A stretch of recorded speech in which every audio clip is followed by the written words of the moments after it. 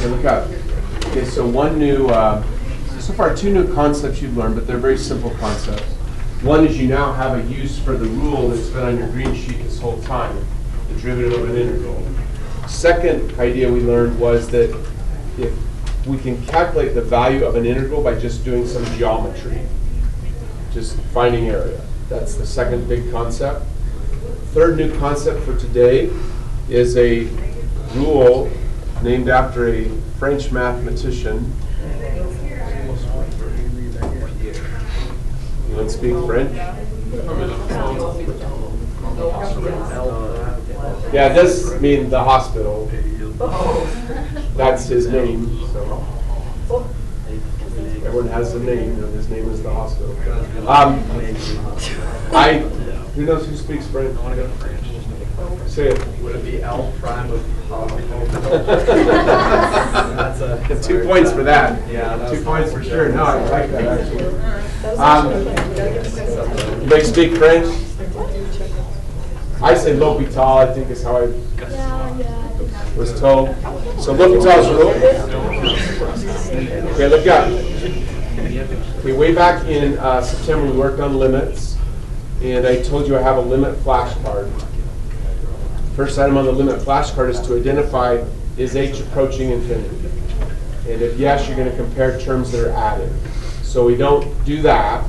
Second one is to factor and divide if possible. This isn't factorable, so we can't do that. New item on your list. Third item, try L'Hopital's rule. So here's how L'Hopital's rule works.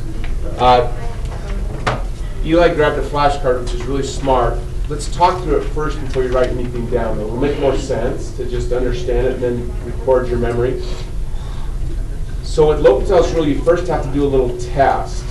The test is really easy. You just take the limiting value, which is 0, and plug it in. So by plugging a 0 here, what happens to the numerator? Becomes 0. If this is 0, then you have 8 times 1/2 to the 8 minus 8 times 1/2 to the 8, right? So what happens at the top? 0. Is not the top 0? Yes. Is the top 0? Yes. The top is 0. Why we played Zorro? Never mind, that was a bad joke. We played Zorro to start. We good? 0. What happens at the bottom?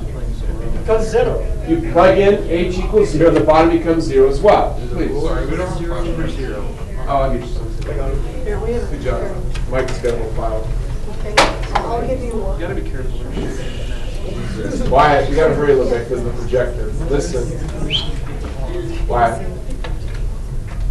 Any questions? The first thing you do with L'Hopital's rule is you do the test. The test is easy. Plug in the limiting value. If the result is 0 over 0 or infinity over infinity, the test is successful.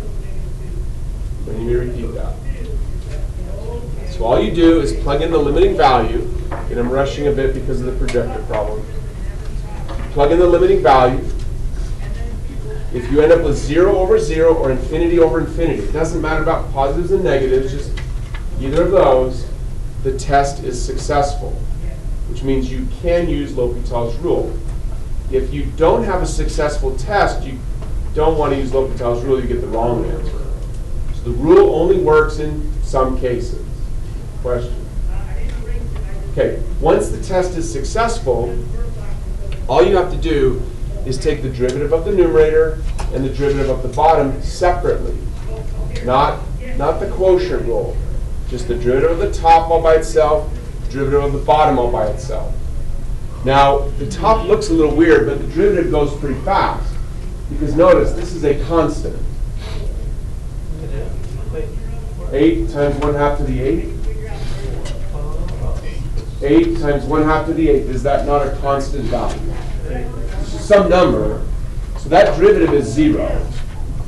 So now I have to do this derivative. So I have the derivative of, okay, key thing, look. Because this is h, this has to be dh.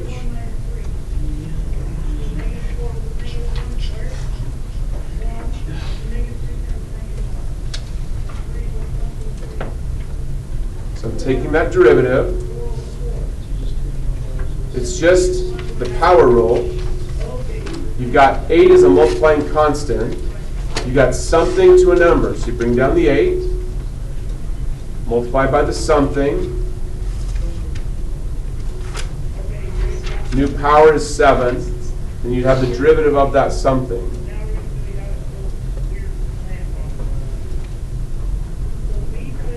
Get that written down like that's something here. Questions?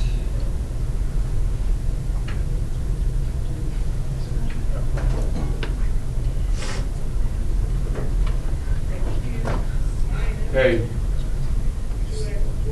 The second part of that derivative is simply 1. Because the derivative of 1/2 would be 0, dH over dH would be 1. We talk about that again.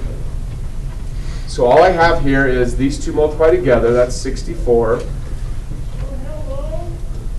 1/2 plus h to the 7th power. That's the derivative of the numerator. Question? Please. Oh, just kidding. You're good. Okay, L'Hopital's rule, reviewing again. First thing is I try my other limit techniques first. So I'm using my limit flashcard. H is not approaching infinity. That's check 1. Check 2, can't really factor and divide, so third option, L'Hopital's rule. I try the test, so plug in 0, I get 0 over 0. So I've now taken the derivative of the numerator. I need to do the same to the denominator. Just 1, dH over dH. Okay, now what you do is you create a new limit problem. So now I have the limit as h approaches 0 of this derivative divided by the other derivative. So L'Hopital discovered that as long as that test is successful, finding the derivative of this is exactly the same as finding the derivative of this. Okay? He actually discovered that the rule can be used iteratively, meaning if I can't find this limit, I can do the same thing again. Now this time I can find the limit because all I have to do is plug in close to 0. Well, what's 1/2 plus close to 0? Close to 1/2. Then I'll have 1/2 to the 7th times 64. That's it. That's the value of the limit. So let's see, 64. 1/2 to the 7th is what Nick said. You count it out on your fingers. You get 128. 1 over 128. So the answer to this limit is 1/2.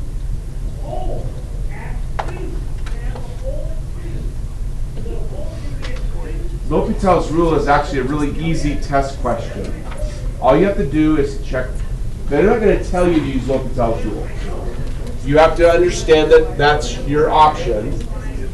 But it works really easily. All you do is take the derivative of the top, derivative of the bottom, create a new limit problem, and most of the time, at that moment, you can see the value of the limit very quickly. Because remember, this is just a formula for finding values for different values of h. You just can't see what happens when h is close to 0 here because we end up with 0 divided by 0.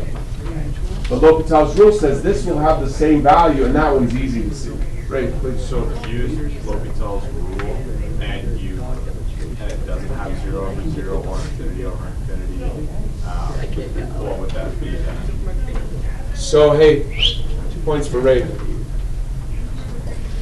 If you try the test and it doesn't work, you cannot use the rule. So that means there's some other method you should have used to find the limit. In most cases, it means you didn't notice that you could actually factor in the value.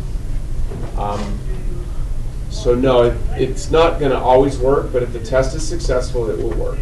So please. Will there be any other limit rules that we'll learn, or is that the last That's the last one.